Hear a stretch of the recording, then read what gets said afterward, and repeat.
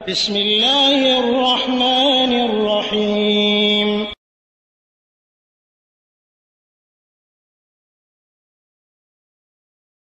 ওয়ালাইকুম আসসালাম ওয়া রাহমাতুল্লাহি ওয়া বারাকাতুহু। জি, আমিরুল ভাই বাহরাইন থেকে জানতে চেয়েছিলেন যে সুন্নাত আর হাদিস কি একই নাকি আলাদা ভিন্ন জিনিস।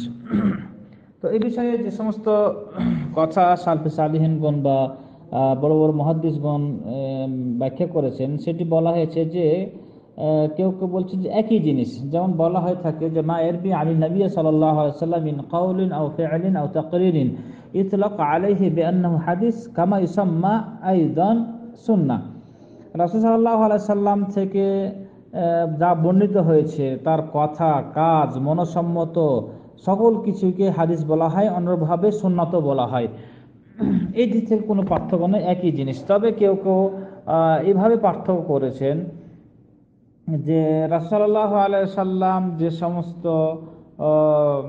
যে রাসূলকে ইঙ্গিত করা হয় কোনো তার কাজ একবার হলেও তার জীবনে বা তিনি বলেছেন, এই ধরনের কিছু কথা বা কাজ যেগুলো সাহাবীগণ লিপিবদ্ধ করেছেন, সেগুলো হলো হাদিস।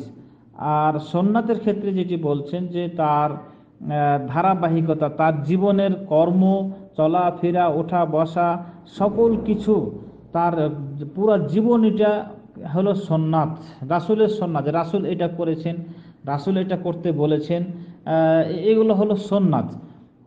তো এইভাবে যেমন বলা হয়ে থাকে যে হাদিস জয়ীফ, কিন্তু সুন্নাত জয়ীফ এ ধরনের কথা বলা হয় না। যে হাদিস রাসূল যেটা বলেছেন বা করেছেন, যে সাহাবীগণ থেকে যেটা ধারাবাহিক আছে, কিছু কিছু ক্ষেত্রে মানুষ হাদিস বানাওয়াট হাদিস তৈরি করেছে।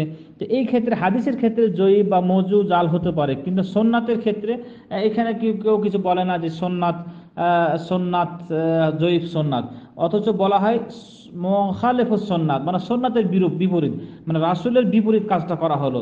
এইভাবে পার্থক্য করা হয় যে এটা সুন্নাত। তো পুরা রাসূলের জীবনীটা পুরাটাই হলো সুন্নাত, আবার হাদিসও বলা হয়।